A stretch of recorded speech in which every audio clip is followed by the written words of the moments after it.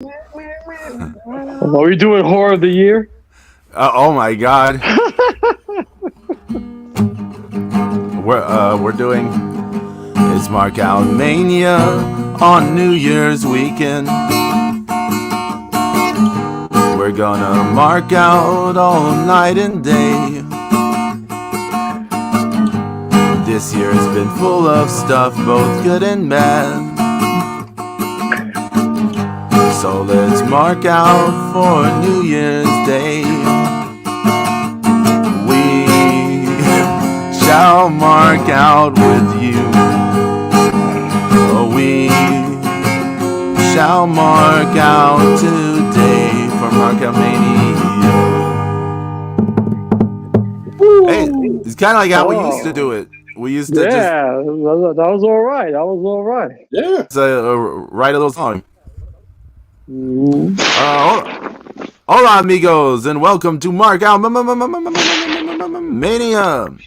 I'm Pedro Borequedro, Texan Spaniard, and we have James, the extremely sick Sorno. Basura. Oh, I'm feeling fan-fucking-tastic. Thank you. Yeah, I'm sorry that the holidays got you. Whoa. Oh, was that coughing or was it the Gotta Thunder? Is this King Dark? How are you? I am well. Thank you for asking. Yeah. Okay. Did y'all have a good Christmas? I blame Zeus for getting me sick. Oh, shut up. Yeah, it was actually pretty good. Can't complain over here on my end. Yeah, dude.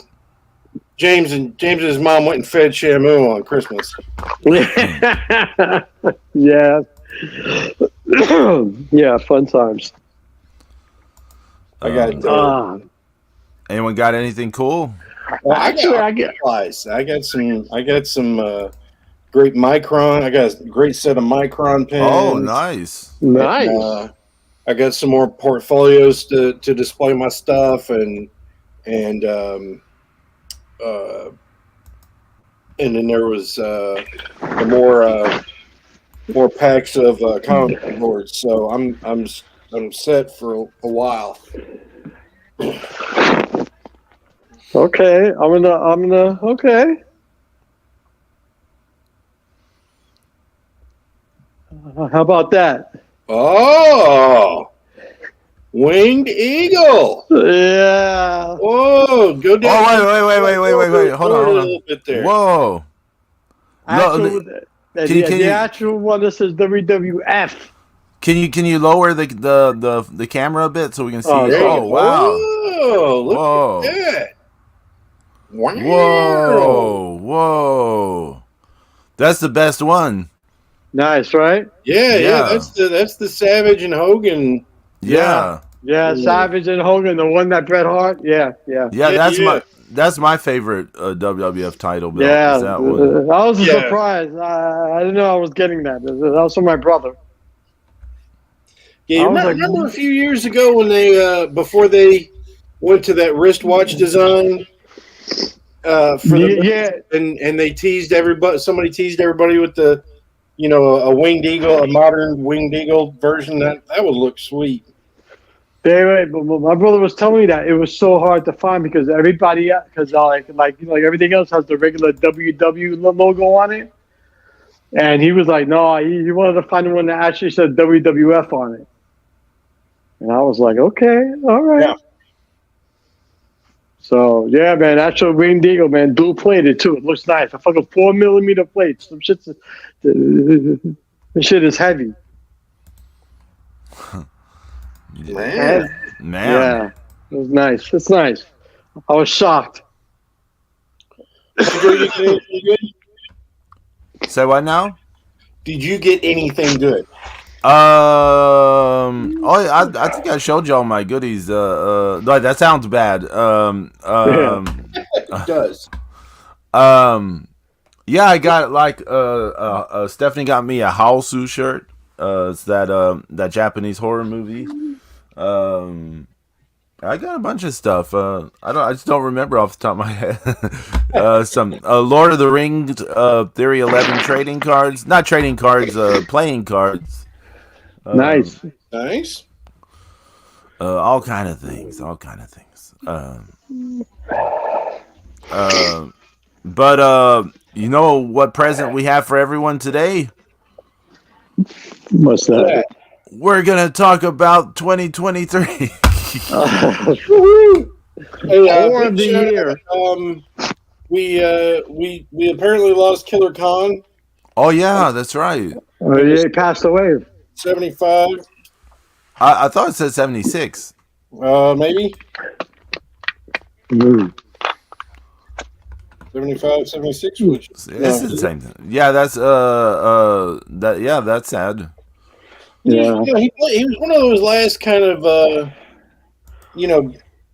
universal character kind of people is pretty recognizable. But before the 90s, I think he'd been so well traveled in the territories that you heard the name Killer Khan, you knew who he was. Yeah. I remember back in the kayfabe days where like he was the one that blamed for Andre's broken ankle. Remember that storyline? Right. Mm-hmm. Yep. Yeah. Because like Andre needed surgery for his foot, so you like a kayfabe was Killer Khan broke Andre's leg, and that was like the big feud. Yeah.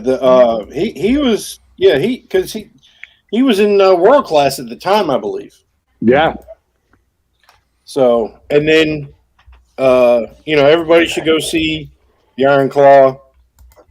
How was that movie, Zeus? Go ahead, tell us. It's the saddest fucking movie I've ever seen. It really is. Really? Have you ever seen The Grave of the Fireflies? Yes, I have. You found it sadder than Grave of the Fireflies? Yes. I find that hard to believe, but it is. It's because it just. I'll tell you one thing. There are performances by some of these actors who really hit it home so well. The guy that played Mike was really good. And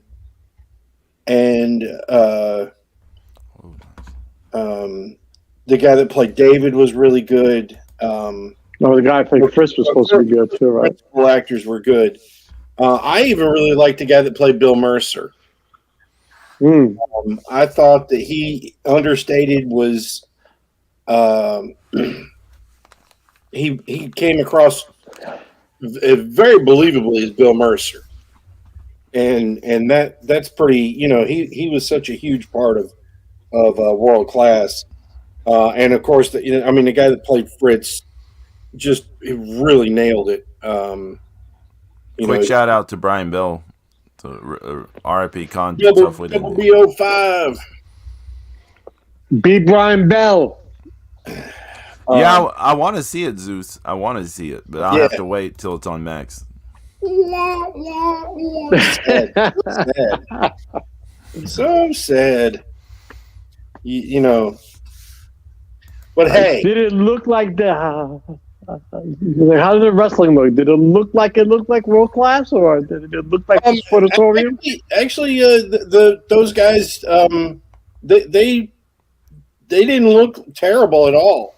Right. There's not a whole lot of wrestling in this stuff. It's just kind of it just kind of comes and goes in passing.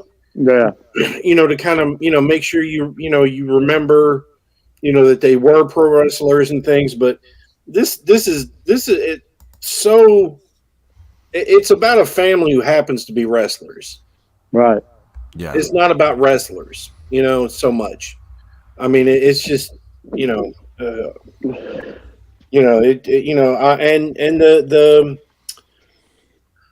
the woman who plays the Von Erich mother, she does a really good job in this too. But it's a lot of the problems that we see in pro wrestling and especially in pro wrestling families is you know, and kind of things we knew about and things they may or may not have dramatized it, but and the young Von Kevin's sons have like a little cameo as wrestlers in the movie too. Oh, cool. Yeah, I think Marshall and they're both in the credits for doing a little scene. But like the guys that were the Freebirds, right? Yeah. They looked very good in the footage. Like the guy that did Terry Gordy,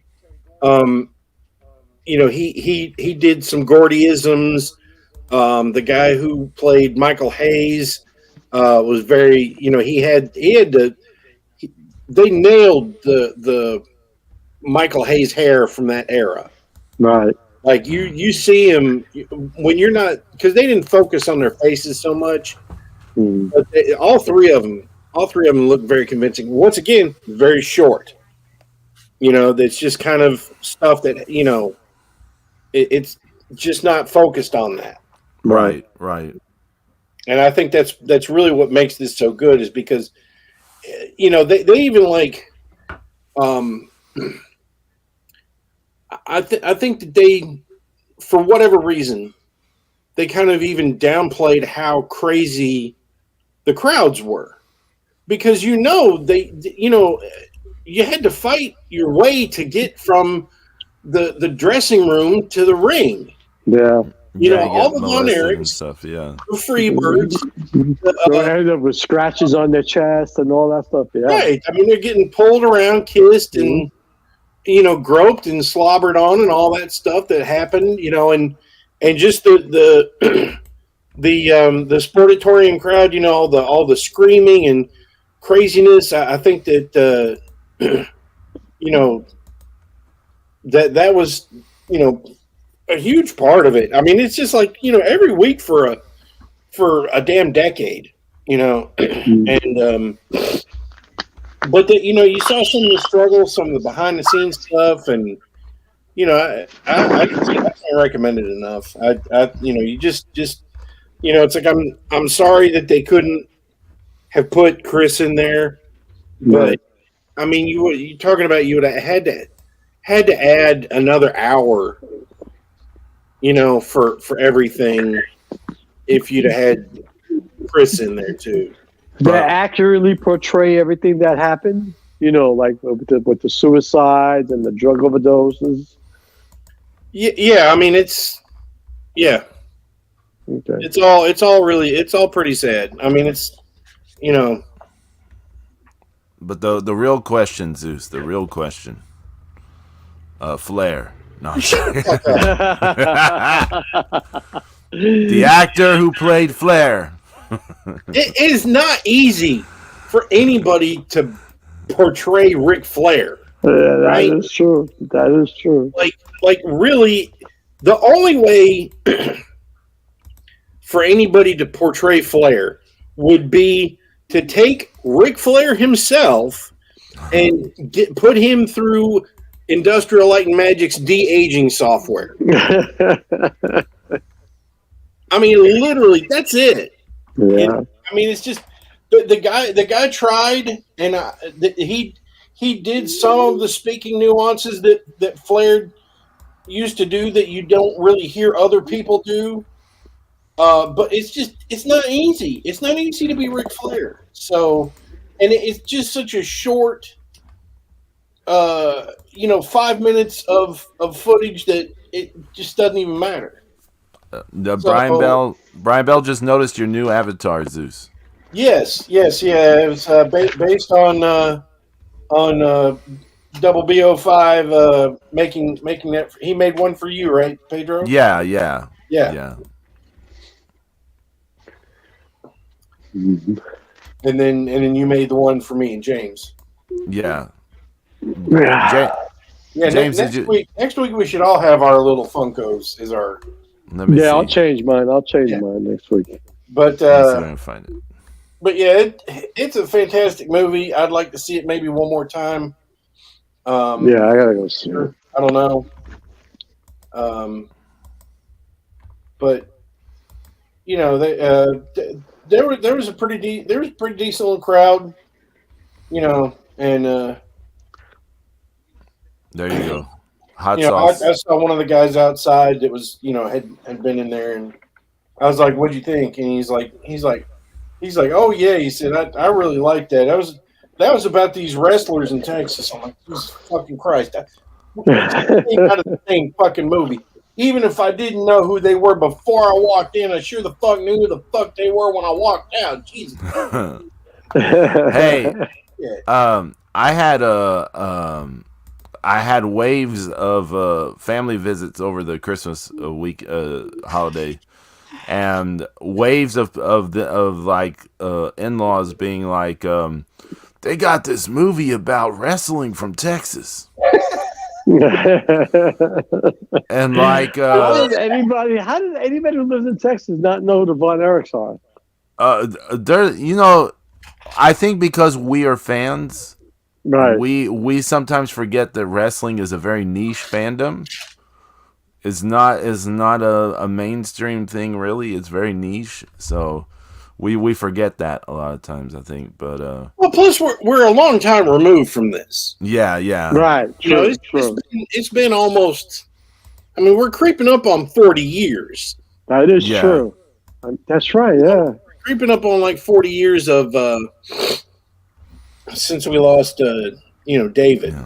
When was Parade of Champions? What year was Parade of Champions? Coming up on 84? Something like that. Yeah, geez. You mean when Kerry beat Flair? Yeah. I believe that was. Yeah. My sister, who got me the Kevin Von Erich autograph, she didn't even like remember who they were, and I was like, "But you got me this autograph. You interviewed him." Like when she was a reporter, like you interviewed him like XYZ years ago. She didn't even remember. I was like, what the heck? But yeah, I did have a brother-in-law who was like, yeah, there are these wrestlers in Texas. They say the movie's really good, and like I think they were really big in the 70s. And I was like, I was like, no, it was in the 80s. Like Larry and I used to watch it like religiously, and he was like. He just kind of like, oh, okay. Wow. Like I said, I mean, you know, we're so far removed from it. I mean, it was, I mean, it was broadcast in 62 countries around the world. Mm-hmm. You know, at its height, you know, world class was worldwide for a while. Mm-hmm. You know, they even mention a little bit of, you know, Kerry in WWF. Oh, really? Yeah, and they use some real footage in there, as well. Oh, that's kind of surprising. Yeah, it's not much, but it's just enough, you know, to let you know. So. They should use the famous footage of him and Flair in the Royal Rumble. Oh no, nothing like that. It was just him. It's a little bit of him beating Perfect. All right, I just put the strap on my shoulder, so now I'm gonna do the rest of the podcast with the title on my shoulder. I thought we were gonna see it. Yeah. Hey, you want to see it? Yeah, sure. Let's see it. Do selfie. Do selfie view. Yeah. Yeah. Oh, there you go. The champ is here. The champ is here. There you go, baby. Winged Eagle, WWF version. Look at that. We're gonna grab screen grabs of this later. Yeah, right. Dual plated. Hey, you should take that to SeaWorld and get a selfie. Oh man, imagine, right? Oh man. Brian Bell, world class. You mean that WWE stuff, right? That's what most fans today be saying. Yeah. Yeah, exactly, Brian. Exactly. They have no clue. Yeah. I mean, my hat's off to because Chavo did the coordination, and he was he was a wrestler in one of the matches as well. Oh, nice. Who did they? It was him, MJF, and somebody, and Yeah, MJF was Lance. he was Lance. MJF was Yeah, Lance. Oh yeah. my God! Nice, good job. I'd say he's a Lance. That's the perfect person to play Lance. Right. Yeah, and he's just in the movie for 30 seconds. Yeah. Fuck that guy. Oh, sorry. He was saying too, like a lot of stuff. Because I read an interview about him in the Iron Claw, and he said if they would ever come out with a director's cut, it'll be twice as long. Because he said they filmed so much that he could imagine what got cut. He said there was so much filming going on. Sounds like it's pretty strong as is. Yeah. Chavo was the Sheik. Oh, Nice. okay. Right? Nice. And the ghost of the Sheik, I'm sure, is loving that he was portrayed as such a healthy, fit man as Chavo still is. Chavo still looks great, Yeah.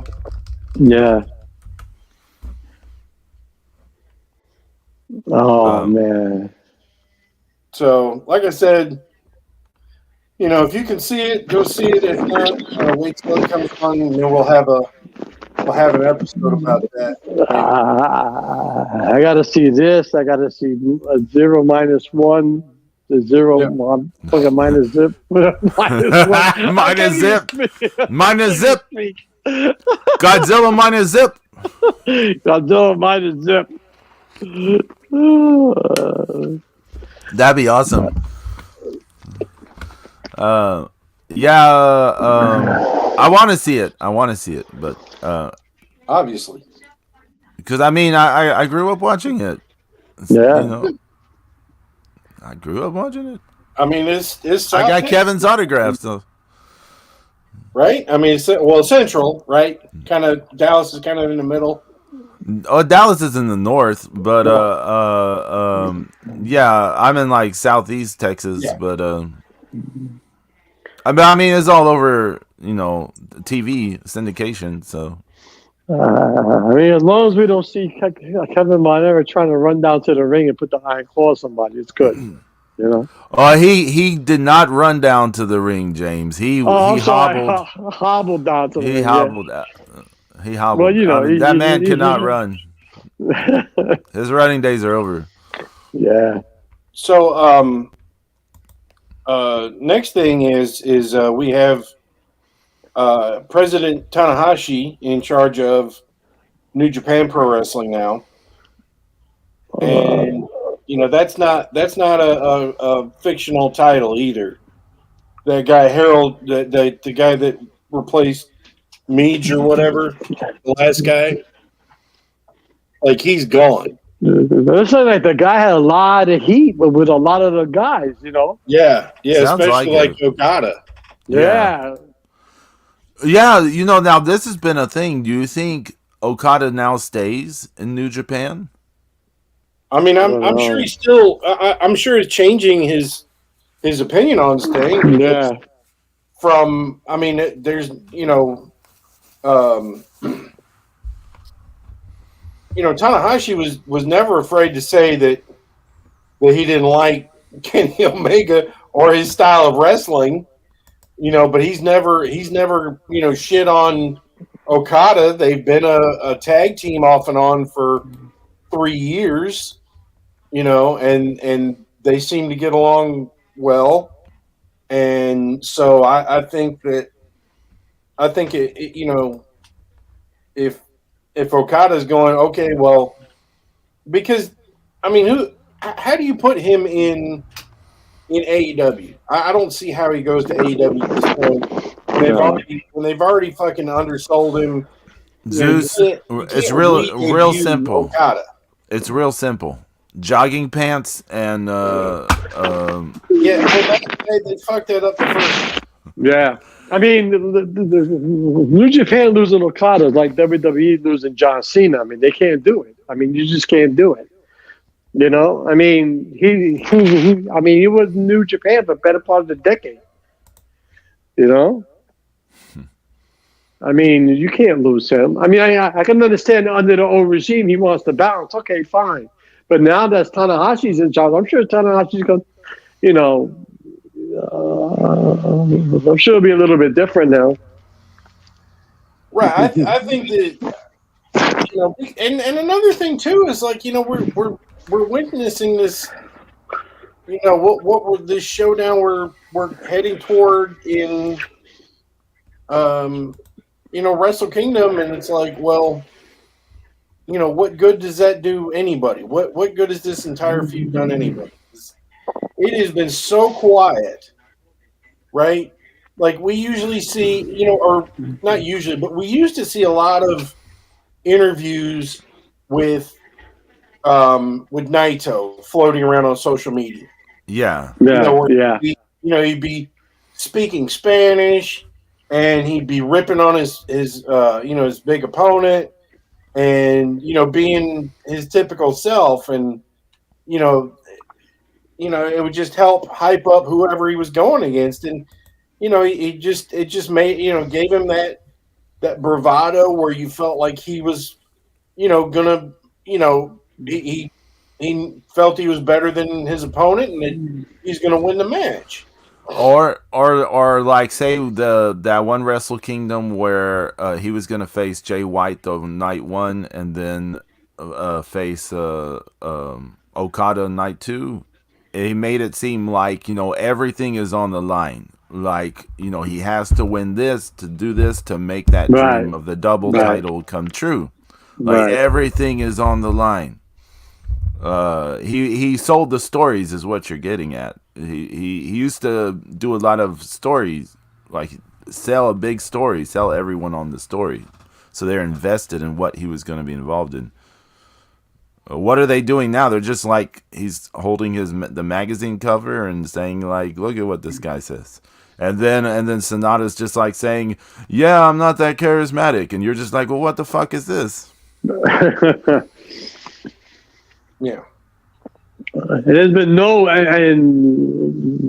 there's been absolutely zero push about the. I mean, I haven't heard anything about Okada Danielson. Nothing. I mean, this is supposed to be the big rematch, and it's been quiet. And I mean, Danielson lost to Kingston on Wednesday. Yeah. So I mean, if he lost to Kingston, I mean, if you lost to a fat slob, then how are you gonna? I mean, if Okada loses again, that's they can't. No way. I'm not gonna say no way. Pedro, they made him tap out to Danielson. That was an embarrassment. And then injured Danielson at that. The E in AEW should be for embarrassment. All embarrassing wrestling. All embarrassing wrestling. Well, they better get their shit together, because if they don't get a TV deal, guess what's going to happen? They'll do something. It don't matter. Yeah, but Daddy's not going to pay them bills all the time. I mean, something's got to give at one point, They have a pay-per-view tonight, don't they? Yeah, it's supposed to be a big one. World's End, something like that. Yeah, a big one. So to what Zeus, I don't know if this is what you were sort of trying to get at. I feel like there is a thing happening with a lot of these shows now where they just feel like someone looked at the roster and just sort of on paper wrote down a show. Is that kind of what you were getting at about Wrestle Kingdom? Oh no, I just feel like that.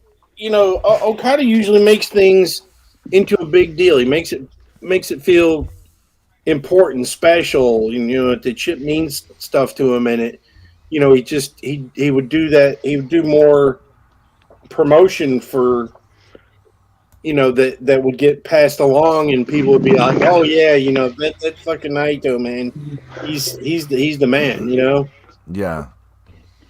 I mean, he just So yeah, they're not doing anything to build up this Wrestle Kingdom. It's just a I show mean, that's about to nothing, happen. nothing. because he should be interrupting if he's not having a match, if he's not having a multi-man match against Sonata and just five guys, then he should be in his face all the time. He should be confronting him in the interview area. He should be confronting him in the ring. That's my belt. Can you imagine the video packages how hard the people having to put together the video packages before these matches their job is right now? Like, oh, what do we put in here? I don't know. I mean, it's not like anybody's excited about Hikuleo and ELP against fucking Yoshihashi and fucking Goto. But it's for the strong titles too. Bishamon, come on. Bitchaman. Bitch and a man. Bitchaman. And a man named Goto. And a man named Goto. A man and his horse. Well, to me, a lot of wrestling, like especially with AEW, a lot of it feels like they just wrote a card on paper. Like they're making like an e-wrestling show. They're just like took the roster and like, oh, let's just give people matches. So like, look at this World's End pay-per-view tonight. You got a battle royal for a future TNT title match. You've got Hook versus Wheeler Utah for the FTW title. Mm-hmm. You got Chris Statlander versus Willow Nightingale. It's just a match. That's in the pre-show. You got Eddie Kingston versus John Moxley in the Continental Classic Triple Crown title final bullshit, where they're combining the Ring of Honor World title, the New Japan Strong title, and the AEW Continental Championship. You got Julia Hart defending the TBS title against Abandon. Tony Storm defending the women's title against Riho. You've got an 8-man tag team match with Ricky Starks, Big Bill, Take a Shit, and Powerhouse Hobbs with Jericho, who's unfortunately being called La Sex Gods with Sammy Guevara here. Sting and Darby Allin. I wonder if that match gets changed concerning some stuff that came out overnight. We won't go into that. Christian Cage defends the TNT title against Edge in a no DQ match. Swerve versus Keith Lee. Miro versus Andrade. Blackpool Combat Club and Mark Briscoe and Daniel Garcia versus Brody King, Jay White, Jay Lethal, and Roosh. I don't know why that 8-man tag. It's just like we gotta get these people on the show. And then MJF defends the world title against Samoa Joe, who he already beat in a title defense a month or two ago. And you lost the tag team titles on Wednesday too to the Devil's Men or whoever they are. But he already beat Samoa Joe in a title defense not that long ago. Why are they having now another title match? Well, supposedly they need to take the strap off him fast because it's really hurting. Oh, yeah. I'm so sad. There's nothing going on in that. Doesn't it feel like you just looked at the roster and just like, whoa, I'll pair this person with this person, stuff like you just wrote it on paper. Yeah. Yeah, Eddie Kingston versus John Moxley. Yeah. Yeah, there's a lot of complaints about how what's the point of that. So Eddie Kingston can be Triple Crown champion. It's his dream, Zeus. It's my dream to be Triple Crown. I got a cosplay on Japan, the King's Road. Oh, Right? Yeah. Yeah, he kept talking about King's Road when he was in New Japan too, and everybody's like, "This is New Japan Pro Wrestling. Stop talking about All Japan Pro Wrestling, you dick." Yeah. Go across the street, buddy. Seriously, go across the street where there's 400 people. Yeah. One of my favorite things out of that whole Eddie Kingston Japan deal with the G1 was his visit with Kawada. And there was a longer interview with Kawada where he was telling Kawada, oh, we want to, you're our idol, you're this and this. And Kawada was like saying, I don't think you should try to be like I was, because our bodies took a massive toll. Like, he basically told him, like, what we did was bad for our health. Like, I don't think you should do this. Like, Kawada said this to this man, and Eddie Kingston's just like, oh, we love you, and it's just like, this man is telling you don't emulate him. Like, yeah. A, it's too late, but Kawada didn't know the fuck he was. He was like, were you a taxi driver? And I don't know what the fuck. Who is this guy? Because he literally didn't know who he was, right? Yeah. At first, he did not know who this. Yeah, he didn't know it. I mean, I say at first, it doesn't matter once he tells him, "Oh, I'm a wrestler." It'd be like, "Oh, it's some fat wrestler from the U.S." Brian Bell said, I know we don't want to get into the drama that started, but it seems that nearly every pay-per-view is overshadowed by backstage AEW drama, and their media scrums are more interesting than the pay-per-view itself. Yeah, I don't know what they're going to do about the Jericho stuff. I don't want to open it up, but what is he cosplaying Harvey Weinstein? Yeah, basically. But there are rumors about it back in 2019. There are rumors about this all the way back in 2019.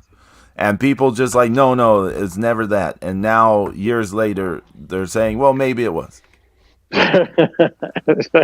With Kylie Ray. So. Oh. They allegedly. Right. Yeah, there are a lot of allegedly shit. Yeah, a lot of allegedly. No one knows. Yeah, and but the point being that drama not having to do with the storylines, not having to do with the actual show, is overshadowing AEW again. Yes, this is true. Yeah, it really, just between, there's the supporters, apologists, there's people that hate it, there's people who are just like, why should, I don't have any reason to get into this, because there's nothing drawing me in except for, backstage politics. And it's a fucking shit show. Yeah. I mean, we like I said, the number one key to surviving as a wrestling federation in this modern era is you have to keep your billionaire. That's the most important thing, right? Second most important thing, obviously, is staying on, a major network of TV. For the money, mostly, yeah. Yeah. Right? But, I mean, it's just, unless you already like these people, there's no reason to get into it, because none of the stuff that's coming across on social media about feuds and things like that it's not interesting or compelling, really. I mean, they're trying, this thing with the masked wizard, or whoever the fuck this dude is. If it's Adam Cole, if it's the masked wizard. Yeah. I mean, whatever he is. I mean, the devil. Yeah. Whatever. The masked wizard. They stole a mask from the Game of Thrones set, right? Yeah. So they did. You're right. They did. They did. Yeah. I mean, unless they somebody comes riding in on a dragon, I I don't think this reveal is going to be much better than the Black Scorpion. No, Which that was terrible, right? Yeah, that was horrible. Okay, that yeah, they're in a bad that was a terrible, horribly done thing. That as soon as Ric Flair came to the ring, like, God damn it, do you have to wear a robe? Do you have to wear a mask that shows so much of your face? Yeah. Do you not hide your gigantic beak of a nose any better than this for at least to the point where you get in the ring?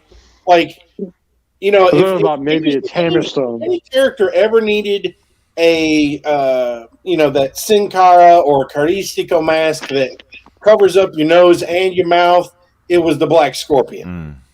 Yeah. And it just they screwed the pooch on that thing, and now they did the like when Samoa Joe turned on MJF. Am I the only person that thought, oh, they just ripped off the Shield? Well, right. Yeah, it was the same thing, right? It was the same exact thing, yeah. But it was like the TNA's version of it. Yes, if TNA did it, was how it felt to me. I felt like we were watching a clip of TNA. I was saying the devil's going to be Hammerstone. Hammerstone. Yeah. Everyone's like, "Who's that?" They need Jim Ross. If it's Hammerstone, I want Jim Ross on commentary. Well, he wasn't he MJF's partner in MLW back in the day? Yeah, he was part of the Dynasty. Yeah, so they were part of the Dynasty together. Yeah. So they were saying Hammerstone. If it's Hammerstone, I want Jim Ross on commentary to be like, "Who the fuck is this?" He looks like Hulk Hogan.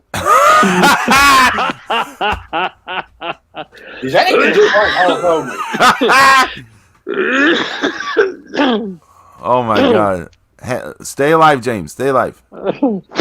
Live, please. Yeah, that's funny. It's one of those things where it's been built where there's no satisfactory conclusion. Yeah, absolutely. It pretty much has to be Adam Cole. Not that that's a satisfactory conclusion, but it's the best option they have, and it's going to be underwhelming. Well, there's no underwhelming options. I think Zeus said it best. It's Black Scorpion all over again. Yeah, there's no like good resolution at this point.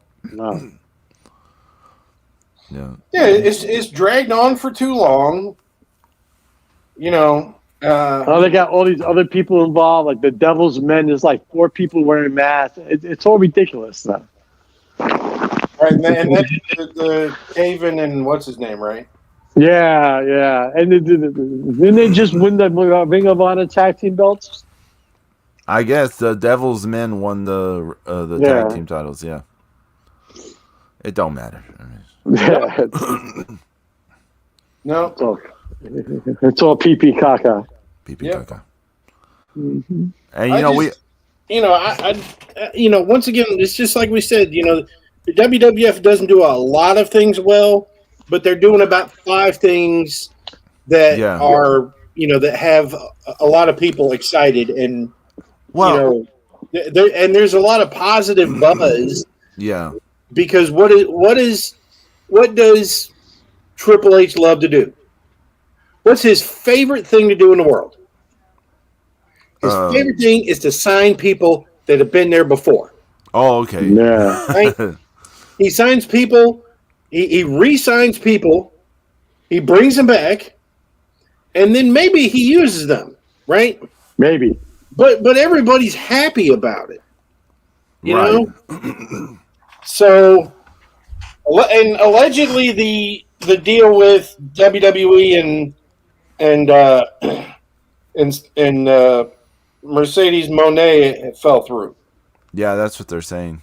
And watch her pop up at the fucking Royal Rumble. Yeah, I was gonna say. Remember, they were not some trademarks like Monet wear and Monet talks, and I don't know. Some other stuff, so maybe she's, maybe she's gonna, bet on herself and go, I don't know where, but I mean, she'll likely end up in AEW, but the only thing about that, they're gonna see no one moves the needle. No one.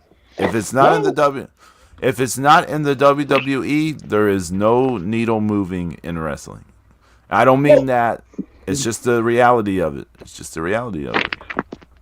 But like, so here's the so no one person is moving the needle, right? Is that Well, what you're saying, Pedro? I mean, look, 2 years ago, Punk, Danielson, Adam Cole all came to the AEW at basically the same time. Right. Nothing changed. There's a little blip. It steadily dropped. I mean, it really, Like after Punk let go, it really dropped. Yeah, but like the little bump they got was within the existing audience. It wasn't. It didn't do anything major. No. So it did not move the needle. And all the other people they signed doesn't move the needle. Because so many AEW fans are, anti WWE. Punk being there just fed into that, right? But also, it's that thing I keep saying: the WWE is wrestling to the greater public, right? But what I'm saying is that Punk didn't bring in WWE fans, right? Right. And he didn't bring in like just general public who are on the outlier of it. Yeah. So like there are people who will go to a WWE show because the circus is in town. Like they may not really be WWE fans, but they're like, "Hey, I'll go see this shit," you know. I don't think that's a big. That's not a big. But you're not going to get that when AEW comes to town. You're not going to see people go like, "The circus is in town." They won't even know AEW's in town. Those people. Well, but they're hoping that But if somebody says, "Hey, there's a small circus in town, and the tickets are buy one get one free," they're not going to hear about it though. That's the thing. They're not going to hear about it. After the pizza and the beer, how about we just go see it for the hell of it? Yeah. It's not going to happen. They're not going to even hear about the show. So no. But I mean, again, AEW is on the Turner networks. CNN is part of the Turner networks. When CNN compares something to wrestling, they compare it to the WWE and not to an existing wrestling product on their sister within their network of channels. Yeah. Because the WWE equals wrestling. So if something is happening outside of the WWE, they're no longer in wrestling to the greater fans, the larger fan base. So when Punk goes to AEW, he's still retired. He's still retired. Yeah, and like within, there was a lot of fanfare for AEW that, that first year, 2 years. Mm-hmm. Remember, because remember WWE wouldn't even let people wear AEW shirts. Right. And people were what main event was that? Seth against Baron Corbin. Maybe, yeah. People were tweeting boring in AEW during. Yeah. So I mean, all of the hype that they built, and, it caused a reaction. Where WWE started, where they settled in and started building up these other storylines, and finding what works and going with that, and I feel like that, that sense of rebellion and that anti WWE stuff kind of faded out as all these backstage politics took over. And then people started leaving, like Cody leaving, and Jade, and so I think it really goes to what you say. Brian Bell said Tony Khan gave Clemson the AEW title after the bowl game yesterday. It's been reported the team thought he was connected to WWE. I don't know. I hadn't heard about that. did see. I didn't realize it was Clemson, but So first of all, we have to preface this: Clemson students aren't that bright. Yeah, Zeus. Okay, I'm not saying this as any other reason that my sister went to University of South Carolina, and there's a famous cartoon of this big old redneck and a young redneck, and the big old redneck is named Clem, and the young redneck is named Clem's son. Clem's son. So, I'm sure that they were all hoping for those WWE wristwatch belts instead of that AEW title. Yeah, they were hoping for the Undertaker to deliver the belt, not Tony Khan. Something I'll say to the WWE's credit. So they really only develop like kind of a handful of key storylines, right? For people to get into. But the people who aren't in really developed storylines, they at least get unique sort of character presentation. Like they don't all look like one another. They're all sort of a unique cartoon presentation. Right. So they all get a good entrance, a good a distinctive song, something where people just about instantly recognize them. Their gear, etc. Like, I mean, they do a good job with presenting everyone. At the moment, they do a good job presenting everyone as looking like individuals. So if they were to make a cartoon of the WWE right now, it would work because you would have all people would go, oh yeah, that thing, that guy, that one. You don't see AEW doing this. You don't see TNA doing this. I mean, you remember that was it a month or two ago that one guy in AEW basically botched the Spanish Fly on Roderick Strong, and you thought it was Will Ospreay. Remember?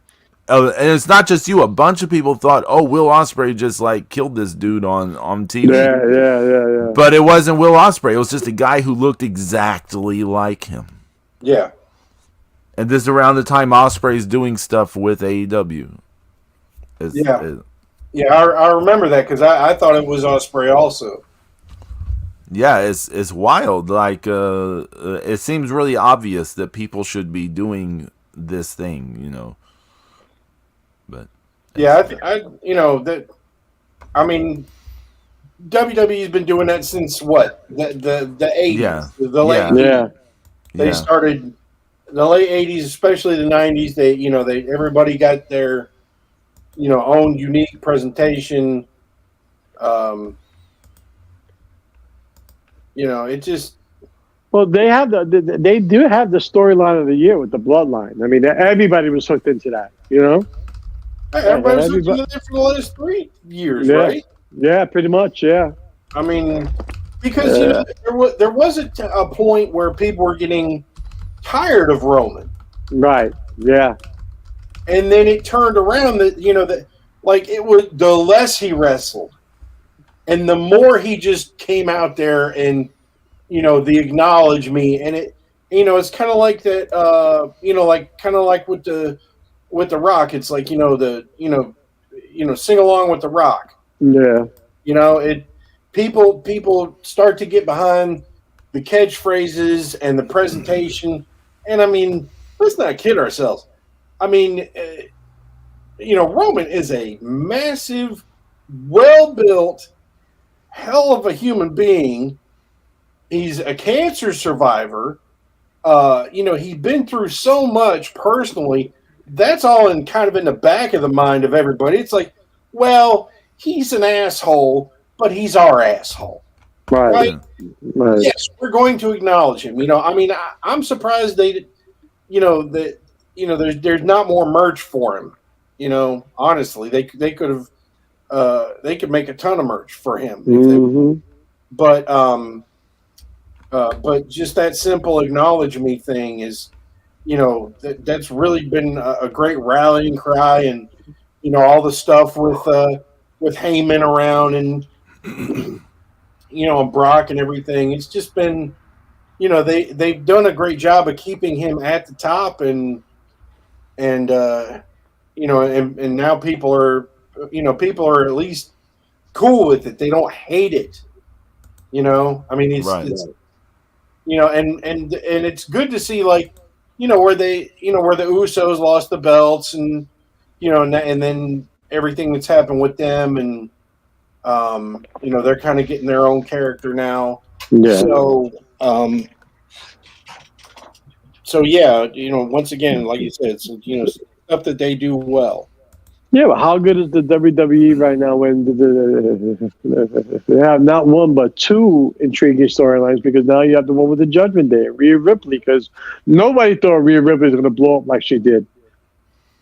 And the whole Judgment Day thing, and especially, like, I thought that when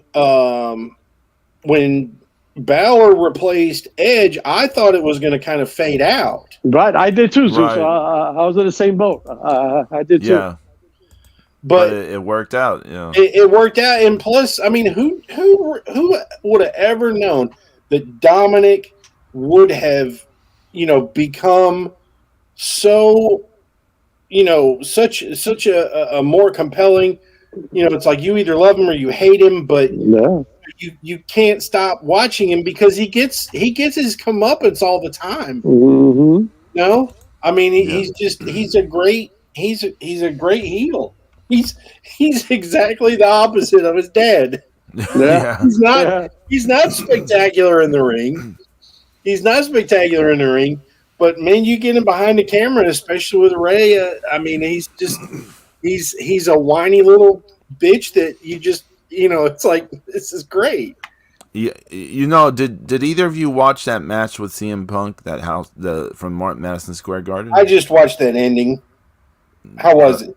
James, did you watch it? Yeah, I watched it. It was very cartoon by the numbers kind of a match, but the crowd like ate it up. Ate up.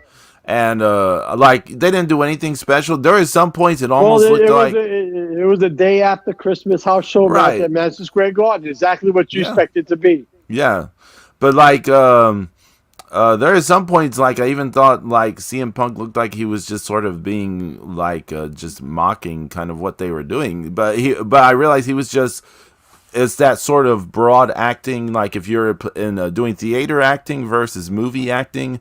Theater acting, it has to be sort of big and cartoony where the people way in the back can read what you're doing. Yeah. Versus like in a movie, you can be, more nuanced and realistic.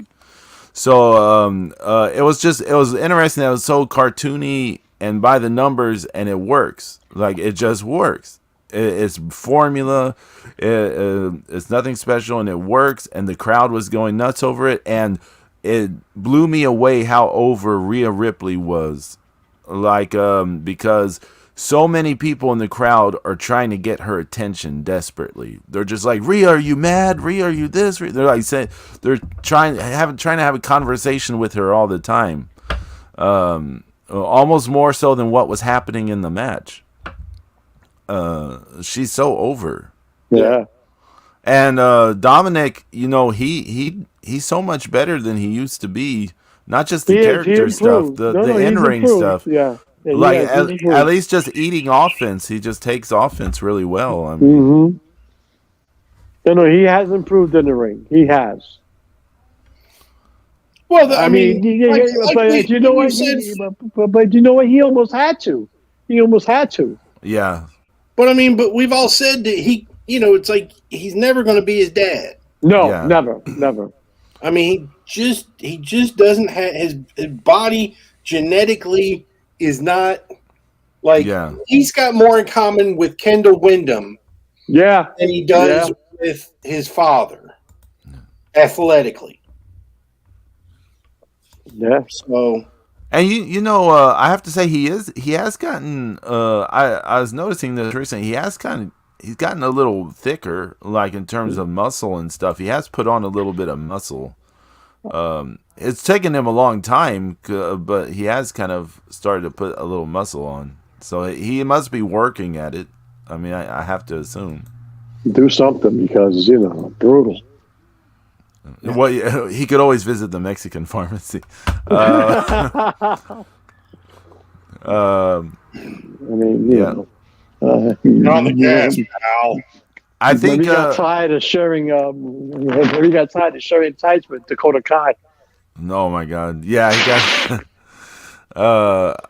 I think the way wrestling is going, it's going to be less and less wrestling. It's just going to be more and more of just kind of like a live action theater sort of thing, and I think that's fine because it's just not coming back. We have to accept it's not coming back. So. I mean, did you see the crowd at the Garden? That they were eating that shit up. Yeah. So yeah. I mean, why would you deviate from that? James, is it not so much better to just do a cartoony, safe thing than to like do a bunch of stupid, flippy, convoluted stuff and hurt yourself? It is. I mean, how many more bumps did these guys gonna kill themselves? I mean, your world champion could barely walk. He's got so much shit wrong with him. You know? I mean, come on. People need to reduce their bump, calendar or whatever it was. But Pedro. The ring apron is the hardest part of the ring. Literally, the ring post is made out of solid steel and it's completely exposed. Stardom had a pay-per-view yesterday, and something went wrong with the stream. And they had to put the last two matches up on YouTube for free because they wanted to make it up to the people because people paid for the pay-per-view, Yeah, and everybody got a refund. Oh, okay. I didn't know that part. Yeah. Nice. Good job. So, one of the matches real early on, this girl took a bump from the top rope onto the ring apron. And the commentator said Abunai. Isn't that like danger or dangerous or something like Abunai? I think it means like dangerous. Uh-huh. I was just like oh, like they're even they put over the ring apron. But it's too much. I mean, it's getting to be too much, I mean, isn't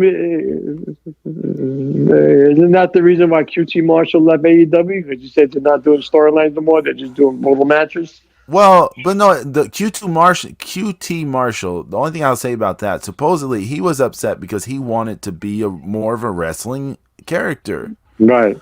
And that's so fucking dumb. Like, his whole thing was better as a backstage person. Like no one wants to see QT Marshall wrestle. I don't care if he's good or not. He's a balding dude a balding small guy who doesn't look outstanding in any way. He's not going to compel you to watch him more. No. Like, why would he give up like a backstage role where he has it easier to be like, no, I want to be in the, who's going to give him this in-ring role that he wants? Like, where is he going to get it? TNA isn't going to do it. I can't imagine it. No, I don't think they're going to do it. No. I know they gave Steve Macklin that, but I imagine that's like a one and done. You're never going to get a Steve Macklin is also Mrs. Deanna Parazzo. Okay, that's right. That's right. That's the number one reason Steve Mac and Cheese won the world title. That's right. That's right. Yeah, I don't get the QT Marshall thing at all. Like, because his whole deal was like, I keep asking them to put me in a in-ring role, and it's like, but you're QT Marshall. Do you know how happy that Nick Aldis must be to wake up every morning and go, wow, I didn't have to wrestle my ass off last night for 30 minutes and as the NWA world champion and bust my aging body down, and now I just get to wake up and take a shower and admire my beautiful wife and send my son off to school, and then I get to go to do work and just run my mouth. Yeah, exactly. Holy shit, dude! It's like and get paid. People ask me if I miss being a delivery driver. No, I don't miss breaking my body down every fucking day, lifting 12,000 pounds worth of fucking heavy glass bottles and driving, all over a fucking city making 15 to 30 deliveries every day. No, I don't Hell miss no. it at Yeah. all. And he's getting paid to do it too. He's getting paid well. Yeah. Of course You he know? is. Yeah. I mean, you're mentioning Chavo in that Von Erich movie. Chavo's done this role for how many TV shows and movies now? Yeah, going back Yeah. to before Lucha Underground, right? Yeah, I Yeah. mean, he should. I mean, that's what he does now primarily. Yeah, It's good for him. Like, exactly. Lil He's must be sitting home stewing through all this, seeing, you know, people are going gaga over Julia. You know, you got Mercedes Monet, you got Jay Cargill, Bianca Belair, etc., etc., etc. And must be sitting home stewing and going, that could have been me, Tessa Blanchard. oh man, yeah. yeah.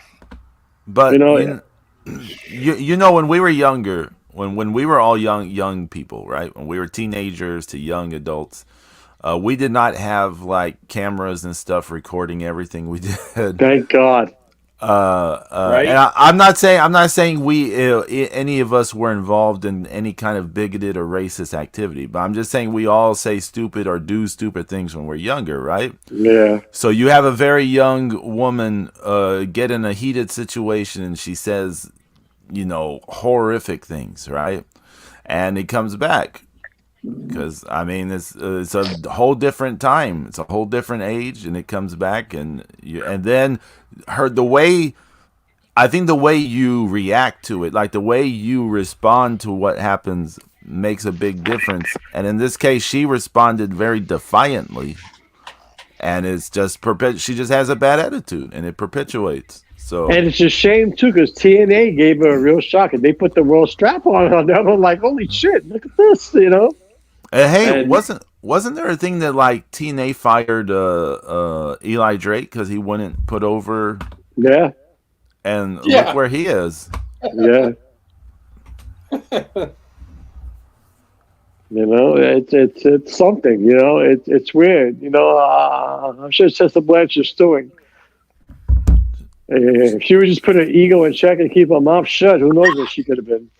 Who was that one guy who was in New Japan and stuff? He was Canadian. Mike Helgen or Elgin? Was that his Oh, name? Elgin? Yeah, Michael Elgin? Elgin. Yeah. So Tessa's become like him, where they're now basically stuck in Mexico. Like that's the only place they can really work is like in Mexico. Yeah. So because Mexico's kind of Wild West for a lot of things. So I mean. So one of my mutuals, I don't know if I told you guys this, but he went to one of those lucha shows in Texas. The ones by the Martinez Entertainment, or Yes. Okay. And he said it was kind of pricey. Mm-hmm. It wasn't cheap. They are. They have risen a lot in price over the last 2 or 3 years. Yeah. Well, I mean, but that's the thing. It's like, how do you have 40 fucking big name luchadors on your fucking card and Zeus, cheap?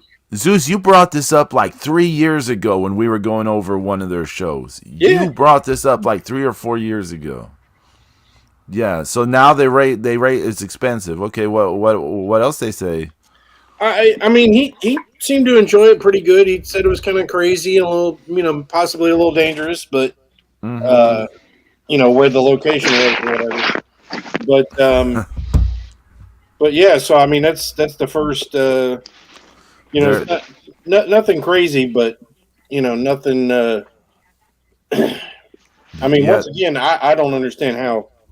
I don't understand how small shows make any money anyway with big name people on it. Those back in the 90s, they're a reason my brother Larry and I never went to the lucha shows in Houston, because like you'd have El Hijo del Santo and all these people showing up. There's a reason we didn't go to those weekly shows, because it's dangerous dangerous area. Unfortunately, that's just a reality of some of those shows. But yeah, and that's probably because they're trying to, they're probably trying to find the cheapest venue that they can find. yeah, yeah. Either the cheapest venue or an abandoned one, like Yeah. MLW used. No, that was a prison. So that was a prison. You have to be was having COVID. Yeah, you have to be positive for COVID to get in. That was a great episode. We had Lux on, right? Yeah. And I was watching. Y'all were talking about, and I was watching it, like speed watching through that episode. That was hilarious. Hey, but you guys wanna do something? Yeah. What's up? What? You're gonna draft. Let's draft. New Japan collection. Draft. This is the last compelling thing for me for New Japan. I wouldn't keep up with it at all if it was not for New Japan collection. The mobile. They may improve. Card app. Give your bro Tanahashi a chance, man. Come on, man, give him a chance. So let's see how this goes. I'm gonna do it. I got like 61 stones. If it doesn't work out, it's fine. I mean, it's the first time. If it's not one thing, it's the other. Come on, yellow, 4-star, 4-star, 4-star. Well, that has promise. 3 stars. That might get you a turn. Okay, Tap, not tap, that tap. one. Tap, tap, tap. Yeah, get a Shazam. No, come on, Shazam. Nada, zero. Still, Jesus. It's Maybe not. the last one. It's not gonna be good. Last one. No. Thank you for playing. No. Well, you didn't pay for him, so Yeah. it's not like James. I fucking damn. I fucking mortgaged my house with the fucking stones. Oh man. Well. Oh well. So hey, we didn't talk about. Do y'all have any best of the year, worst of the year things you want to go over? Like, I don't even know where to start. What's your match of what's your favorite match or your best match of 2023? I barely remember last week. What the fuck?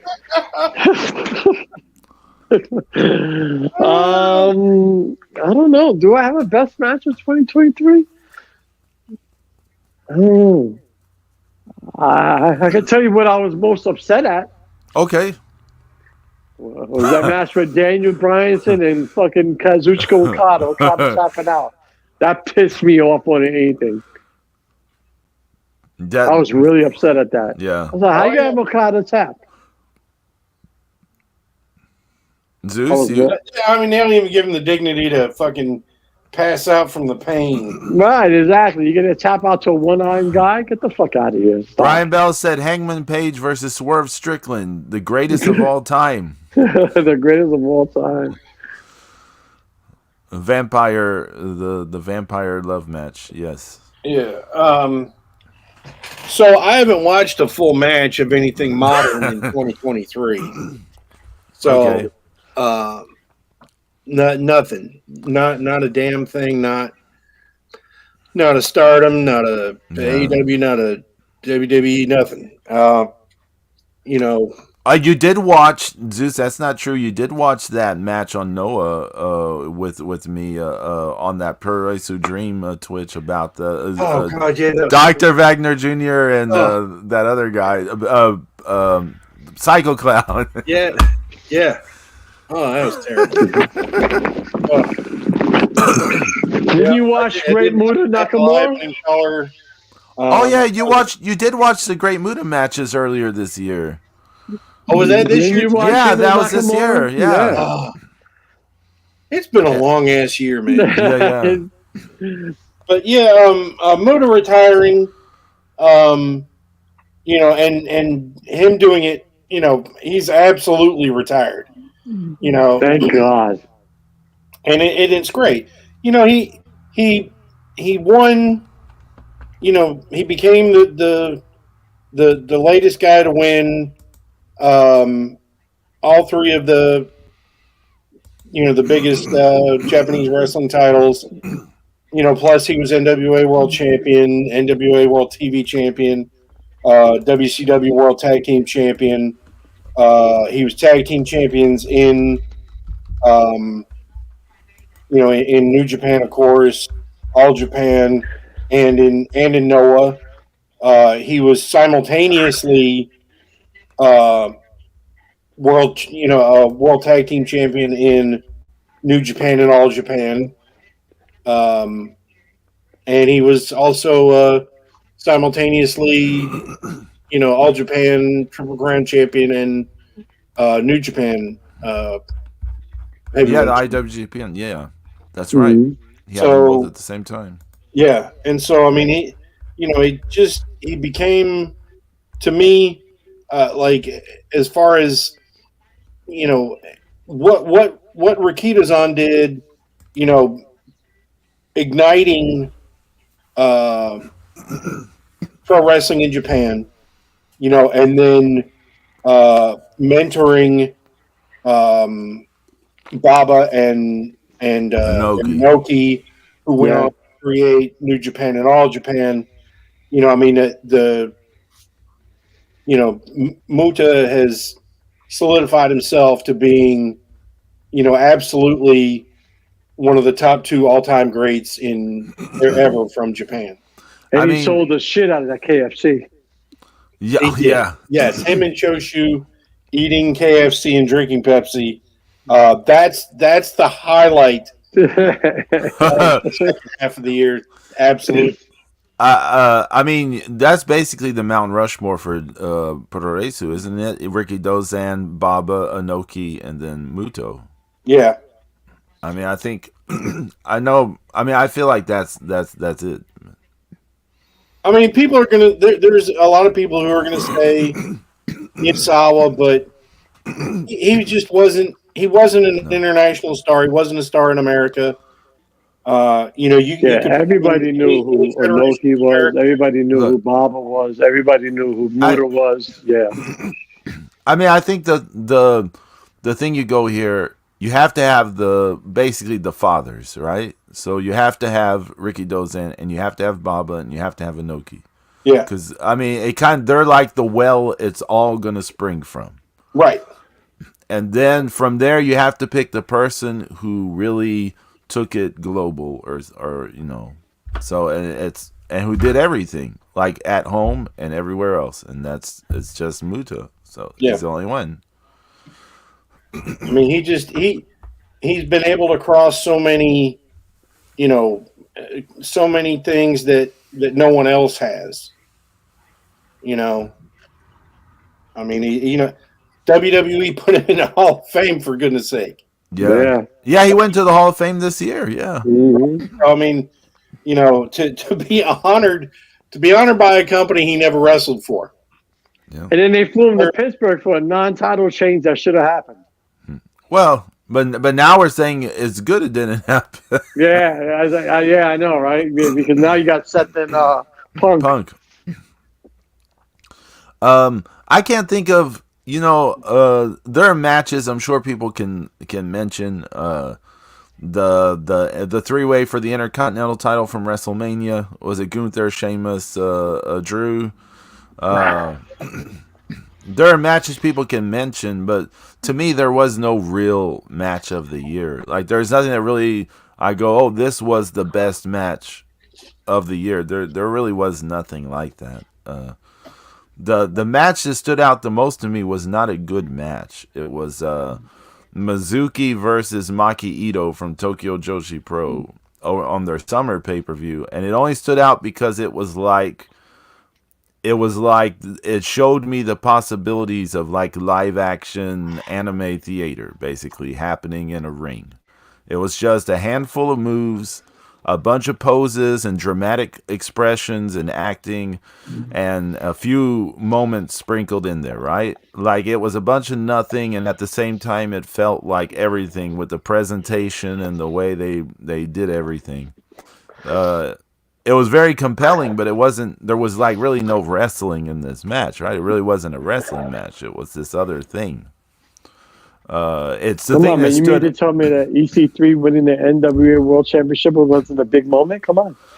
I mean, the way the way the Fox News guy hit the ropes. I mean, you just gotta Tyrus. That's the guy. Tyrus. Ugh. Ugh. Do we have to talk about? Sorry, I apologize. But yeah, I don't think there's a real match of the year for this year. Like, there's nothing. I mean, and this may be the case going forward. There may no longer be matches of the year going forward. It's more like moments of the year now. You know, Punk resurfacing in WWE, Yeah. or Cody Rhodes showing up at the Royal Rumble. If Right. Cody won at WrestleMania, Yeah, yeah, you know, I think that probably would have been the standout. yeah. You know, the outstanding match of the year, but that didn't happen. So There were a lot of moments this year. I feel like, but now I can't remember them. Well, there should be some coming up at the Royal Rumble, this year's Royal Rumble. So let's see what happens, because it should be interesting. You know. Oh, hey, here's Brian Bell said for him it was Drew Gunther, Sheamus from. That was a good match. Yeah. you know what I have to say to that, Brian? Nerd. That was a pretty good match. And you know, another match from WrestleMania I thought was pretty good was the Night 1 main event for the tag team titles. I was going to mention that. Yeah. Yeah, that was a pretty good match. I will admit that.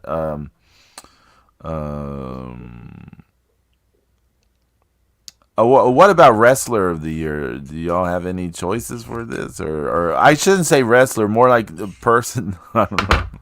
Well, it's hard because you Performer. could say, you could say Cody Rhodes, you could say Rhea Ripley. You know, you could even dare say Dominic Mysterio.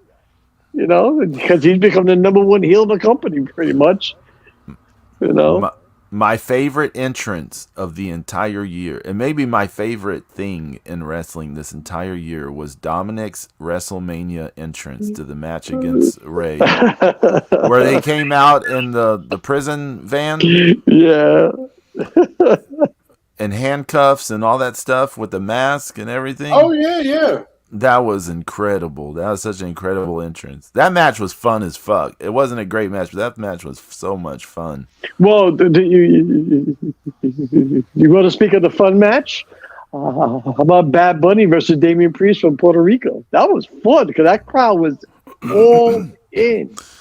That show, the crowd at that show still stands out, doesn't it? Because that crowd was just molten, right? Yeah. You know, it's kind of like crowd was so good because they got Carlito a job in catering. This is true. That's right. There you go. Yeah.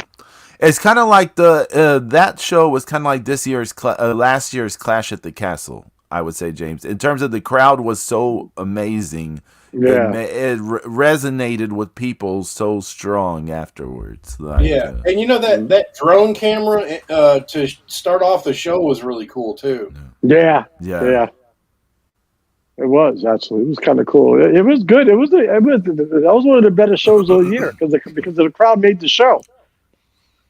You know, I mean, they were every single match, and they were all they were loving Io. They were loving Io, and she was the heel, and the whole crowd was all behind Io. It was awesome. I tell you what I think.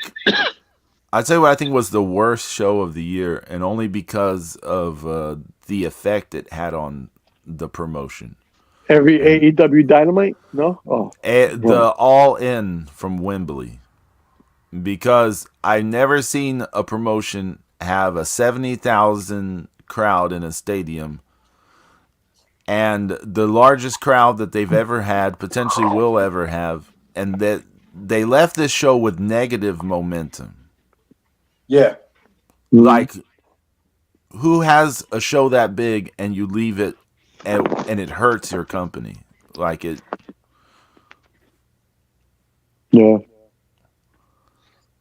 Nothing they did on the show got people's attention. away from what happened backstage, right? It wasn't all in. It was all done. Kind of, right? Yeah. And for me, I don't know. You know how they did back to back that week? That weekend was Yeah. all in. The next weekend was all out. All out in Chicago, yeah. And you had you had what happened at Wembley, and then over the week you have Punk gets fired, and then you have all out, and that double whammy just kind of took all the life out of that promotion. Mm-hmm. What should have been their biggest momentum ever was just gone. And it's just been negative. They've just been leaking, bleeding momentum from there. They're not getting it back. They would have to. I'm not saying they can't.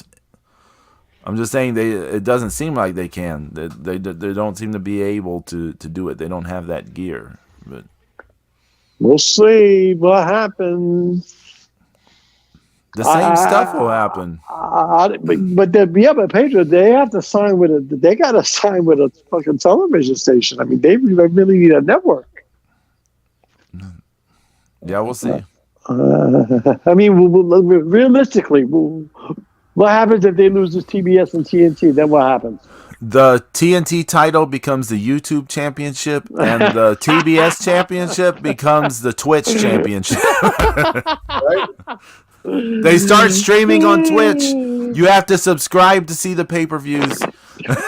And new Instagram whole champion, Rio. Man, you said it like Jim Cornette says it. Rio. Chelsea Green. Although I know people shit on Riho, but I will. The thing I'll say, she's still the Pedro? Yes. Pause. Okay. Did you not hear yourself? What'd I say? You said, I know people shit on Rio. Okay. People are lining up and taking a No, but people crap on her. I know, but it still sounds terrible. I don't mean they literally poop on her, Zeus. That's the joke. That's why I said pause. I know. Yeah. Oh my god. Okay, so people badmouth Rio. They're trying to make her look strong. I don't know if they can do it. Look at Brian Bell. Omega would be the first in line. Oh my god. Okay, but me back. the thing I'll say about Riho, she's still the only women's champion that AEW had who actually made people look decent in their matches. And she was working with terrible people, they were awful, and she was still the only one who had semi-decent matches consistently. Do you think she's going to have a good match with Toni Storm tonight? No, she hasn't had a good match in years now. I mean, something happened after she lost the title. They were just like, bye, Riho. I mean, they said it before the match where she lost the title. Jim Ross basically accidentally said that she was going to lose the title in this match. They were just they were talking about her in past tense before the match started. Nice. And it was like, oh, I mentioned it on the show when it happened. And after that, she's just been either in Japan or they just bring her back. They're like, Rio's back. She's a former champion. And they have her job to whoever has the belt or something, and then she goes away again.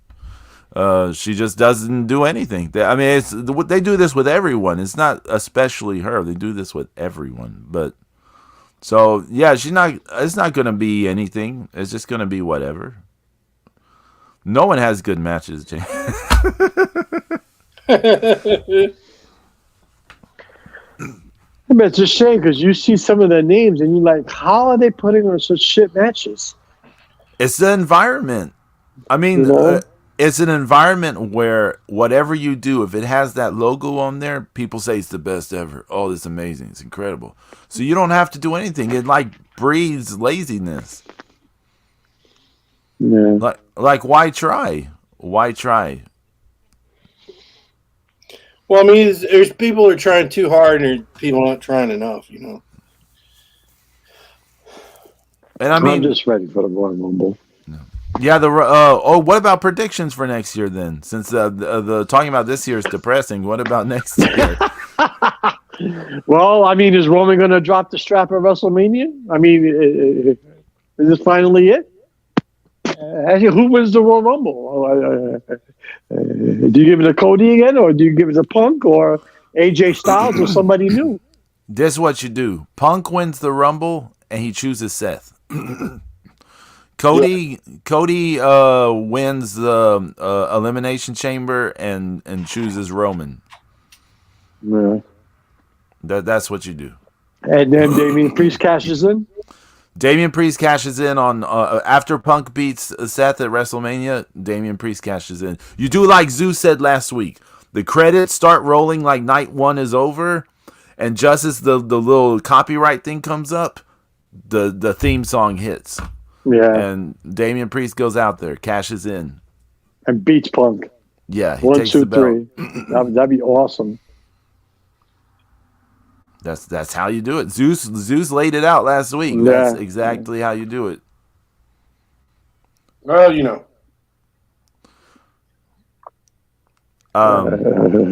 Does Okada stay in New Japan? I mean, okay, does it messes up his legacy if he goes to AEW? It's messed it up so far.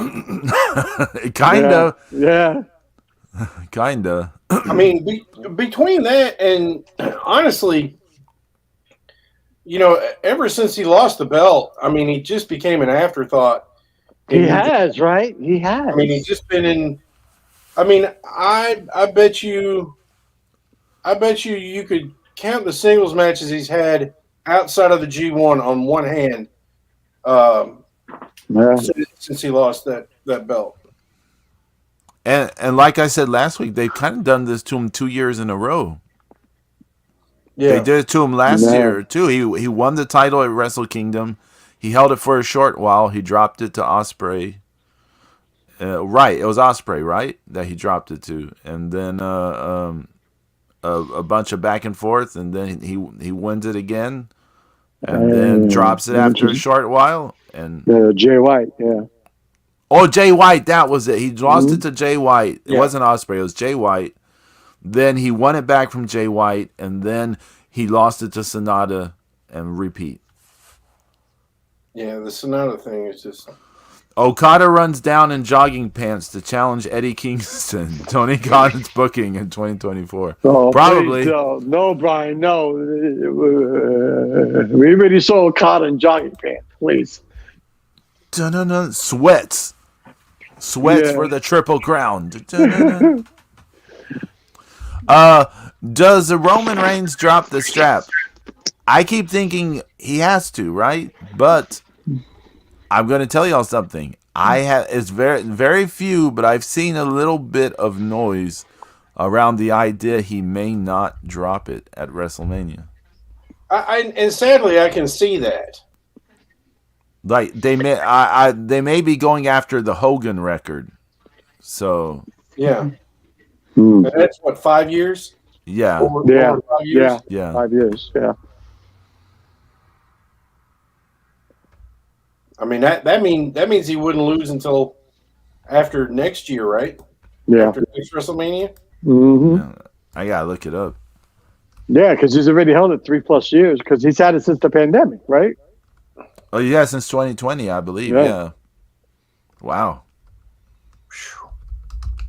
Yeah, that would. I would say that would be beyond the WrestleMania next year. Yeah, he's Yeah, wow. What's gonna happen first? Roman lose the belt, or GTA 6 gonna roll out? We know GTA 6 is rolling out in 2025, but we don't know what month. Right. There is another reality with Roman that I don't want to happen, but potentially he could have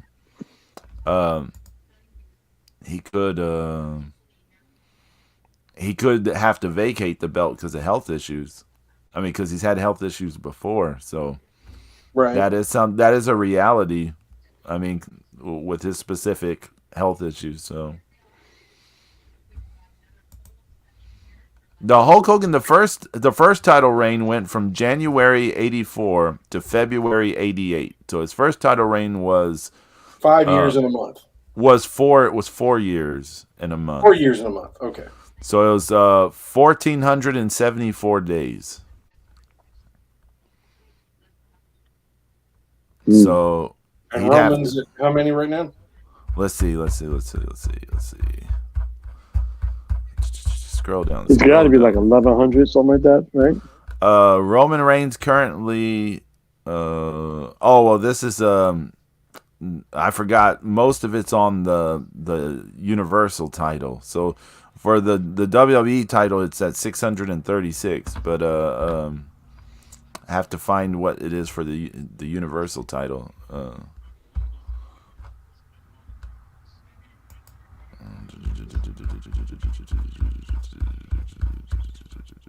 And new. Should have Okada come to WWF and beat Roman Reigns at WrestleMania.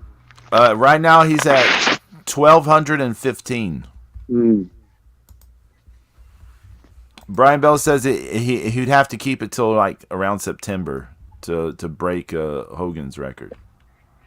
So, well, but I mean, here's the thing: is if he's going to keep it until SummerSlam, he's not going to lose it before WrestleMania. No, well, that means because he's going to defend at the Royal Rumble, so he's not going to drop it at the Royal Rumble because that doesn't make sense. So you're saying it would be like maybe WrestleMania 41 when he would lose it? Yeah, of 2025. Yeah, wow. Damn. But why does it have to be a WrestleMania? Why can't you drop it at SummerSlam? After he breaks Hogan's record. Yeah, but you don't really want to. You really don't want to celebrate Hogan any more than you have to. No, you don't. Right, and because he's a mixed bag, and I think it's really anticlimactic to do something important anymore at SummerSlam. Even Survivor Series, none of the pay-per-views matter anymore. Like for something really significant, except for WrestleMania. Yeah, except for WrestleMania, yeah. I mean, it's WrestleMania is the number one. Number two is clearly Royal Rumble, and then nothing else is any more important than the other. Right. That makes sense. I mean, it used to be Survivor Series and SummerSlam used to be as almost as important. Right. Yeah. It was the big four, and it's clearly not anymore. I mean, I would have him drop it at WrestleMania this year, but I could see. I mean, I'm seeing this come up enough where I can say, well, maybe they are going to go for these records because they seem to be big on going on these records lately. So. Well, yeah, they were dying to get rid of the Honky Tonk Man's record. So Gunther has to drop the title sometime, right? Yeah. Who's he dropping it to? He just went on paternity leave. That's the only reason why. Jenny had Jenny had their son. Yeah. Yeah. Who? You remember Jenny from NXT UK? NXT UK. Yeah. Oh yeah, because I never watched NXT. No, I know, but James remembers. James remembers. Yeah. She's a British wrestler. She did kind of a fashionista gimmick. She was kind of tall, had long legs. Oh, okay. All right. So half the women's roster. Yeah. Yeah. So her and Gunther's been together for a minute. So you said Jenny. I'm thinking of fucking Forrest Gump. Jenny. He shall be back in Alabama. Jenny had Gunther's baby. Jenny, did you birth my baby? Baby. the baby Kenny comes was out. the real fucking villain of that movie. Where's Britt Baker been? Holy shit, James! We're talking about Jenny from Forrest Gump, and you suddenly think of Britt Baker. Like Yeah. the leap there. Shit. Did Thunder Rosa make a return to AEW? Yeah. Yeah, who cares? Yeah. Well, she returned. She does kind of like Bailey and others. She does not seem to be in fitness. She does not seem like she's going to be the same. She's about as she's done a lot of damage to herself. Yeah. With her mouth. Yeah. I mean, she's about 5 shades above fucking Tessa Blanchard at this point. Well, it's but a shame because I always thought that she could thrive in like WWE or NXT, you know? WWE didn't want her. They wanted her as a referee, and she was like, that was a big offense to her, which I understand. I mean, she is too good a wrestler to have been a referee, but for some reason, I don't know if it was her age or something. They just didn't see her as a thing, but. The whole match I witnessed live was disgusting. They sandbagged each other. That was just crap. Her and NWA Power was something special, in my opinion. Yeah. That title run was special. Her and AEW was nothing but garbage, in my opinion. She didn't have a single good match. I know people like that shitty match with Britt Baker, but it was a shitty match. Well, the one I saw, they sandbagged each other. Well, yeah, but I watched it live. I'm talking about the one I'm talking about wasn't the title match. It was that they had like a hardcore match. Okay. Like before either one had the title. That people were like, "Oh, Meltzer gave it 5 stars" and all this bullshit. And it was a stupid match. It was a match where they just set up stunt spots. Did stunt spots. It was all just setting up of stunt spots, then doing stunt spots. Right. The match was nothing but that. There was no flow, no smoothness, no story. It was just setting up stunt spots and doing stunt spots. And then because they bled, people were like, "Oh my God, women are bleeding." And it's like, yeah, they bleed every month. Come on. Oh my God. Whoa! Whoa! Pedro! Whoa! I couldn't help it. That was hardcore. Holy shit! Damn. I couldn't help it. But we are canceled and it's my fault. I apologize. That was the promo of 2023 right there. Right? That's the core of 2023. That's it right there. I know the hottest moment of 2023. Which one? What? When I did the hot sauce. Oh, idiot! I still can't believe you did that shit. Brilliant. That was brilliant. I mean, just a drop, a literal drop. His face turned. He went from pasty white to like brick red. Thank you, Brian Bell, for the bomb hot sauce, giving us the hottest moment of 2023. I had some. It's called Hers brand, HERR. Oh yeah. I had some of their ghost pepper. Cheesy poofs. How was that? Frick, they got a nice kick to them. Yeah, I imagine. A little bit of twang to it. Yeah. Good. Let's see. They used to serve Hers brand chips at Yankee Stadium, and you would find all the weird kind of chips there. So that was like the only place you could find them. It was good stuff. Hot barbecue. They had like a hot barbecue too. Like it was hot. Going out of the wrestling stuff, because the wrestling talk seems to be depressing if we go over the year. What about your movie of the year? What was your favorite movie of 2023? Iron Claw. I haven't seen anything new, so I can't. You saw a number of movies this year, James, like on streaming and stuff. You saw that Cocaine one. Bear. You saw. So Meg 2. That was trailer of the year. Was Cocaine Bear. That was the best trailer ever. That was a great trailer. Yeah. I loved Meg 2. I thought that shit was impossibly, ridiculously awesome. Like the Meg 2 and Physics. It makes the Fast and Furious movies look like a documentary. Wait, Zeus. How about all you have to do is breathe out your nose and you won't decompress. You've got to push all the air out of your nose.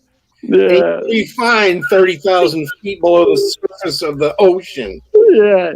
Not to mention you won't freeze your ass up, but that's okay. That's another story. You know, the funniest thing would have been that the like you would have had to have a good another protagonist in to take over the movie, but you didn't. They didn't. But if he'd have done that, and then you know they opened the fucking airlock, and his body just implode into a cloud of blood. You know that would have been the best thing. That would have been the best thing of the entire movie. That I would have Jason Statham's twin brother come out of nowhere. Right? Yeah, or the guy that played his brother in the Fast and Furious movie. Yeah. He comes pouring down in another submarine, but they almost forgot that. They almost. They knew I like Meg 2. It's because in Meg 1, they almost forgot that they had Jason Statham. So he had to be Jason Statham in the beginning of Meg 2. He was kicking everybody's ass on that ship. He was like, wow, on their installation. Yeah. You know, I just rewatched. I know we're off the subject a little bit. I just rewatched Deep Blue Sea, and that's a lot better than the Meg movies. I love Deep Blue Sea. That's just awesome. They did a pretty good. I mean, there's some things that are a little bit hard to accept, but you know, it's a lot better. It's a lot better movie. I love it how nobody got one single scratch and not one scratch in Meg 2. I mean, they were getting beat up by giant octopuses, Megs. Yeah. I mean, he took a helicopter blade and stuck it through. I mean, come on. That shit was incredibly ridiculous. Yeah, well, like I said, you know, Chinese production company, you can't have excessive gore and violence in a it's going to be shown in China. Yeah, that's right. Pedro, what was your I mean, I think we know what my movie of the year is. It's Godzilla -1? Yes. So I still have to see that. Godzilla -1. Yeah, that's an awesome movie, man. That's gonna be awesome. I can't wait to see that. Next year, the Thunder Rosa biopic should be pretty good, though. Thunder Rosa biopic. L.A. Knight, put the strap on him. Yeah, you know, he might be somebody who could be an Intercontinental Champion. I mean, I can see that. I mean, I can see him being. It looked like he was heading to beat Seth at one point. Yeah. Who? LA Knight? Yeah.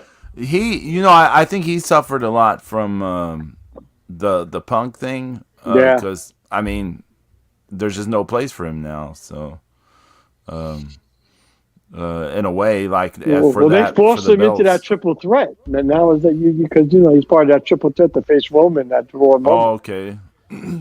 So it's him, AJ Styles, and Randy Orton.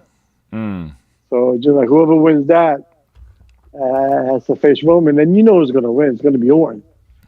The 2024, the year of Logan Paul. Oh yeah, he's the U.S. champion. I keep forgetting he's the U.S. champion. Yeah, let's have two of our champions on our show be part-time. That's hot. I mean, it doesn't matter part-time. He to me, I don't. Other than his willingness to push the athleticism, I don't think he's. I think he's starting to fade out. Yeah. You know, especially if he finally gets pulled into court for all the other shenanigans and stuff. No, yeah, but yeah, that's true. He had that one moment with Ricochet, Right. Yeah, at the Royal Rumble. Yeah, at the Yeah. Rumble. Yeah, he beat Ray, right? Yeah. Yeah, for the title. And so, I mean, he's, I'm not saying that he's shit, but he's well, someone like him should only be in small doses, because if he had to do this regularly, he would get exposed really fast. People would be like, "Oh, outside of the spectacular spots, right? There's nothing. There's no." He's good at. He's fairly decent at talking. To be fair, he's no Pat McAfee, but yeah. Yeah, Pat McAfee was great talking. You're right. Pat McAfee was great. But Pat McAfee was another one. Was great in that sort of role. Just once or twice. Yeah. Do something in the ring. Does spectacular stuff. You're just like, wow, he could do that good. And people are like, he should be doing it all the time. It's like, no, he would be exposed if he did it all the time. Yeah. Right.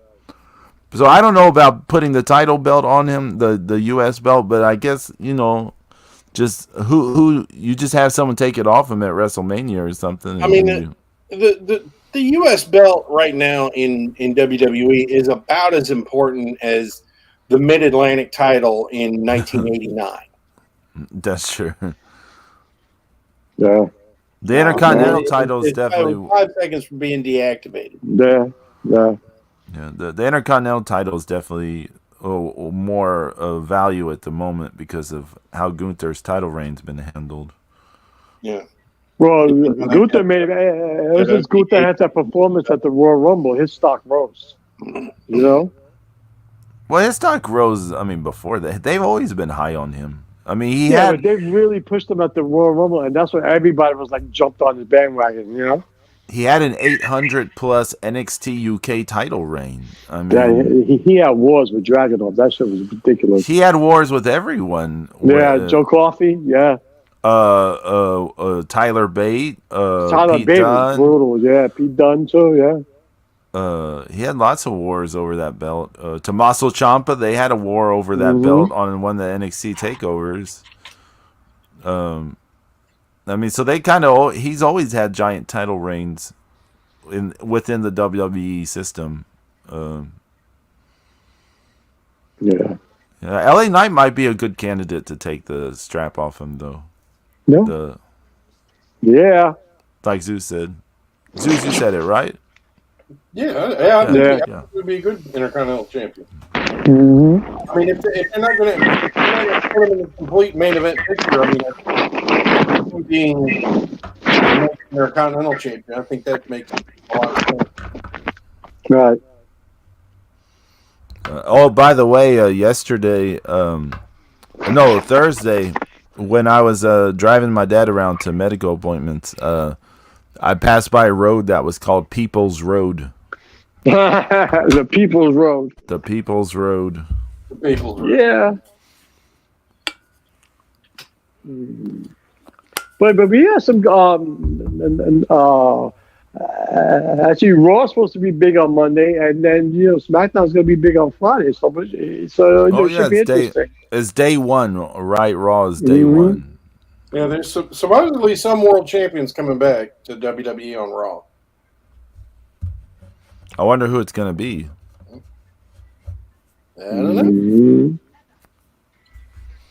The Rock, Brock. I totally forgot about Brock Lesnar. He could be an X Factor Roman winning too. No. I think they passed that. I think they passed that plateau already. But whereas like The Rock and fucking Roman, I think they had their shot to do it, and I think that ship has sailed. I mean, it could be night, but I think it's sailed.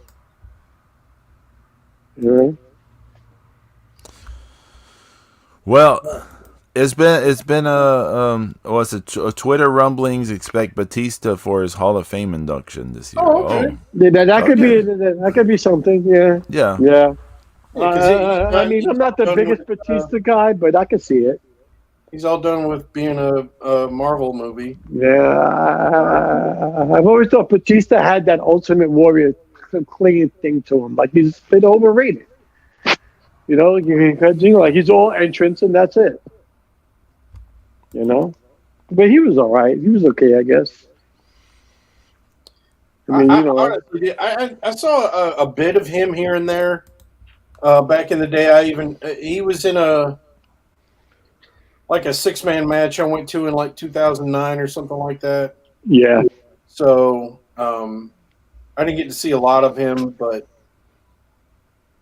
he was all right, and people loved him. So he was over. I mean, he's always been over. He had the right ingredients at the right time. Yeah, I mean, he's always been over. What helped him was evolution, Yeah. And I mean, he was okay. I mean, he was better than most, but not as good as others. That's how I saw him. He was what Lex Luger could have been. Whoa. James is like, it's the last Markel Mania of the year. I gotta get in a shot on Lex. No, but it's true. It's the big muscle, muscle man. I bet you, I would be willing to bet that Batista never went as long in a singles match as Lex Luger did. We can talk about Luger blowing up all you want to. But Luger, Zeus, you of all people knew that Luger blew up in the first 30 seconds of a fucking match. It doesn't matter. He still made it to the end. There's guys they wouldn't even take into deep water, and that. I know that. But Luger drowned in all those matches. Gasping for air. Hell I mean, you're letting your personal hatred for him cloud your judgment. That match with Sting, that was all Sting carried him. Okay? Super Brawl or 93? No, the one which one was it? The Brawl? Was it Fall Brawl? Super Brawl or no? Super Brawl? I think it was Super Brawl. Yeah, 1993. Yeah, I think so. I think that was all Sting. Flair carried him. Even Barry Windham carried him. Well, I'm not saying they didn't. I'm not saying he wasn't carried because he wasn't that great or anything. But I'm saying he a lot more in his gas tank than. Oh, I'm sure. Yeah, I mean, I can see Batista blowing up too within the first 5 minutes. I mean, he was no cardio spectacular, like a 60-minute man either. Oh no, not far away. But I mean, everybody's got their own thing, and yeah, But I just, I just no. Hey, well, you know what? 2023 is ending. It wouldn't be 2023 if James didn't out of Lex Luger. I want to thank. It was either that or say hello to my favorite whore, Melina. So. Oh, damn. I want to thank Brian Bell for hanging out and for all the episodes he's hanging out. Everyone who's hung out and watched our shows this year. Thanks for all to the same 7 or 8 people that listen every week. Yeah, listen, man, it's all good. Thanks for hanging with us. Thanks for hanging in the chat. Because it's always fun talking wrestling. I don't care if it's one person or 1,000 people. It's all good, Thanks to the WWE staff worker who steals Zeus's ideas. Yeah, man, whoever that guy is. We appreciate it. Yeah. At least give Zeus some credit, for Christ's sake. Jesus.